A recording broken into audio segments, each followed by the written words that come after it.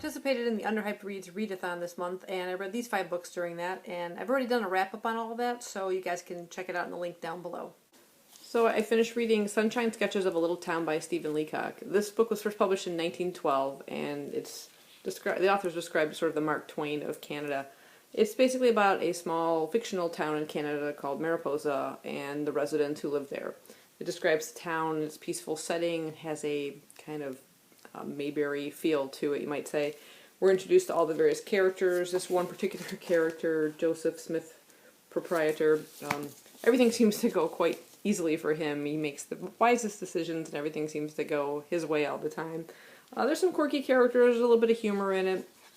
What really sold the book for me, though, is the illustrations of it.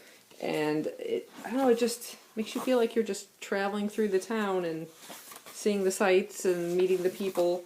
And that just made it kind of quaint. And I like the cast of characters here, and you can kind of get a feel for them. And each chapter has a story about one of the residents of the town.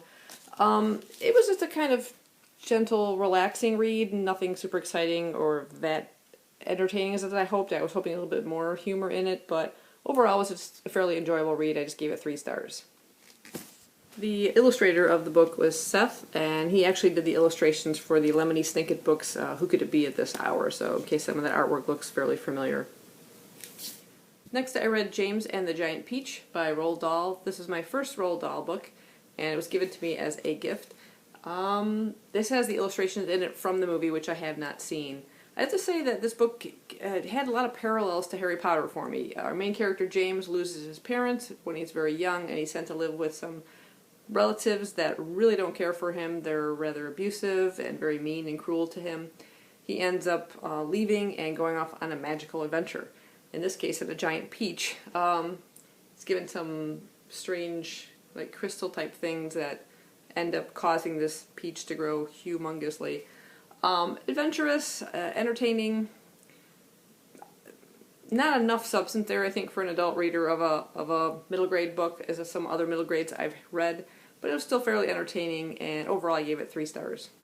Okay, I read a novella called Sea of Trees by Robert James Russell. This is about 106 pages long, and it takes place in the Suicide Forest, also known as the Sea of Trees, or Aokigahara Forest in Japan. And it features an American by the name of Bill and his Japanese girlfriend, Junko. They are going to the forest in search of any clues as to what happened to Junko's sister, Izumi, who disappeared there about a year earlier. I guess they're trying to find any things she left behind or notes or anything along that lines, but it's pretty much believed that she had gone there to commit suicide. The Aokigahara Forest is the world's top suicide destination. And I've read some other books on the subject that were really interesting and intriguing fictional accounts. There's also a non-fictional account. You can kind of see a video of it in YouTube. And it's a very haunting forest, very creepy.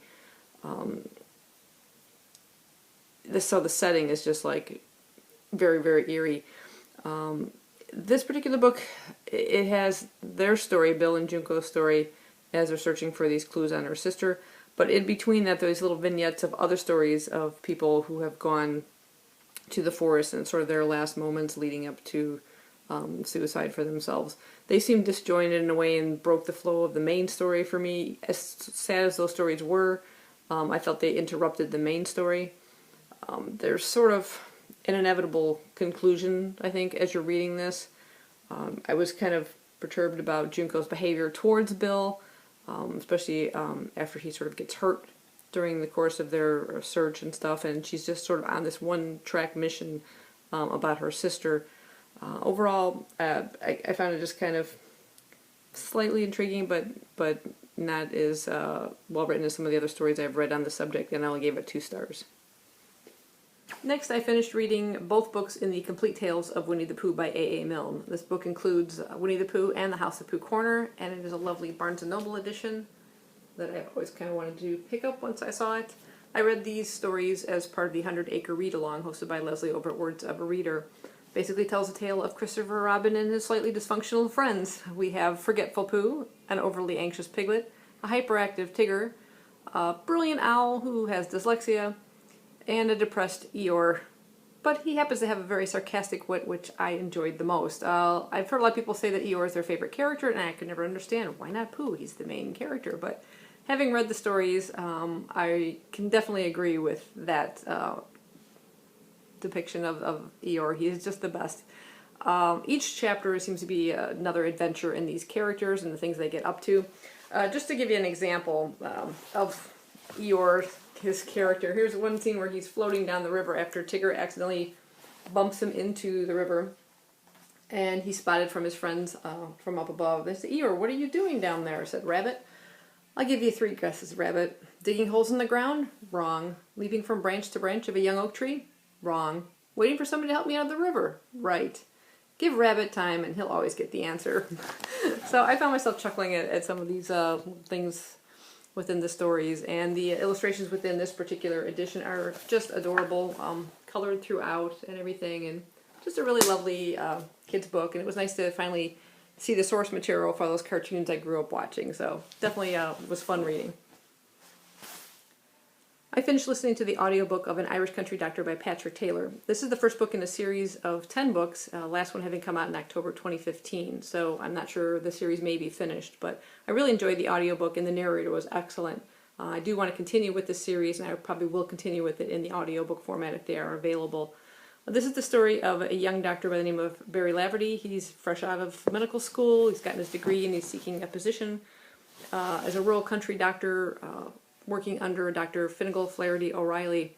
When he arrives in this rural town, although he has a little trouble of finding Ballybucklebow, as the town is called, he approaches the doctor's offices only to see Dr. O'Reilly chuck one of his patients out into the hedge, complaining that this patient didn't wash his feet before he came to have Dr. O'Reilly look at them.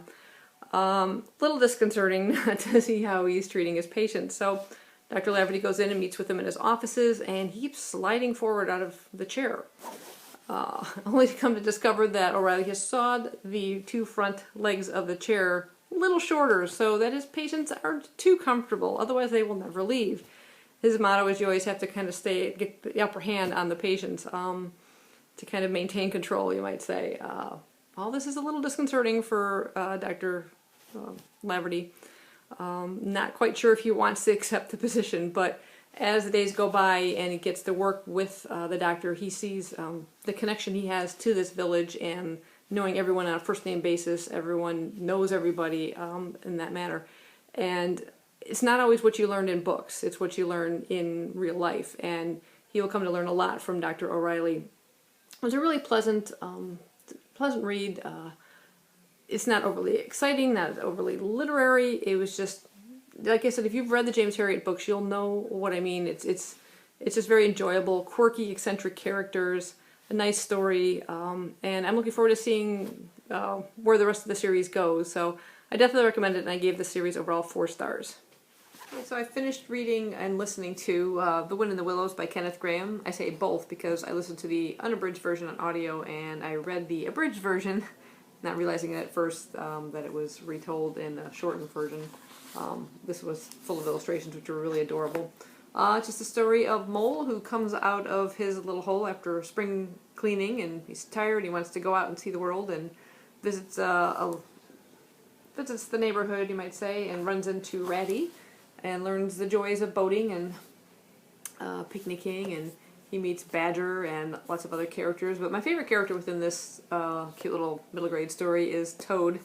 Toad's very interesting. He can get totally interested in something, totally infatuated with it. At first it was boating, and he gets so into it, and then they go down thinking he wants to go boating with them, only to find out he's no longer interested in that. He's interested in horse and carts, and he takes him for a ride in the horse and cart, and all of a sudden this motor car zips by, nearly running them off the road, and suddenly that is all he can focus on. And it basically runs through the course of this book with Toad just totally out of control. This could very well be his 7th motor car. He's wrecked several. He's not the best driver, but he gets himself into some pretty sticky situations. But it was really enjoyable, a really pleasant read, and just a cute story of friendship and how they all kind of pull together to bring Toad under control. But yeah, I enjoyed it a lot, and I gave it 4 stars. Next, I listened to the audiobook of Mice and Men by John Steinbeck. This particular version is narrated by Gary Sinise. the actor who actually played one of the main characters, George, in a movie version that was made back in the 1990s. Most people have had to read this during high school. I read it during high school, but it's been quite some time, and it's a really thin little book. And I'd forgotten quite how incredibly sad the story is. It follows two men, George and Lenny. They are migrant workers traveling from farm to farm. George is a much smaller man compared to his friend Lenny, who is really big, powerful, doesn't know his own strength, but he has the mind of a child, and George is always looking out for him. Incredibly sad story. I'd forgotten how it all kind of played out in the end. Like I said, it's been some time since I read it, but it's just beautifully written, and I'm looking forward to reading more about John Steinbeck. I think I'd like to pick up East of Eden perhaps in the coming year, but I gave it 5 stars. The last book I read this month was The Plague by Albert Camus. This is a book that's been sitting on my shelf for like 15 years, and I've been wanting to read it, and I finally got around to it. It is about a plague that breaks out in a large port city on the coast of Algeria, and it's set around the 1940s. And it just basically centers around all the people within the town. When it's determined that it's definitely a plague, the city gates are closed, so people inside the city are literally shut out from anybody outside. So in some cases, families are split. People that were visiting or people that were visiting the city themselves are also now trapped there. And the story is told from an unnamed narrator through most of the book. We do find out who the narrator is at the end, but I'm not really sure why they decided to do that, why it was written in that manner. I don't know that it needed to be kept secret or anything like that. There's also some like journal type entries or parts that are borrowed from a journal of another visiting writer that are within the book. So in a way written by kind of two people. But I did enjoy it. I liked the look at the various characters and how they handled the situation in dealing with the separation of their loved ones or the loss of their loved ones, or just having to deal with this situation, this sort of occupation in their city of something, deadly. And yeah, I thought it was very well written.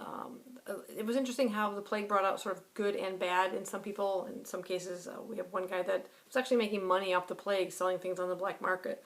Then you have another gentleman who was trying to get out of the city desperately to get back to his wife. He wasn't ill at the time. He's trying to find ways to, pay off border guards and things like that to try and get out. But in the end, kind of changes his mind and decides to help out. And the people that work these sanitation crews and risk their own, health in terms of trying to help the people that are sick, I thought was really wonderful. But I thought it was very well written, and I'm intrigued to read a little bit more about this particular author. So overall, I gave this one 4 stars. So overall, I read 14 books, including some audiobooks, which aren't here, of course. So yeah, that's my September wrap-up. Hope you guys enjoyed it. Thanks for watching. Bye-bye.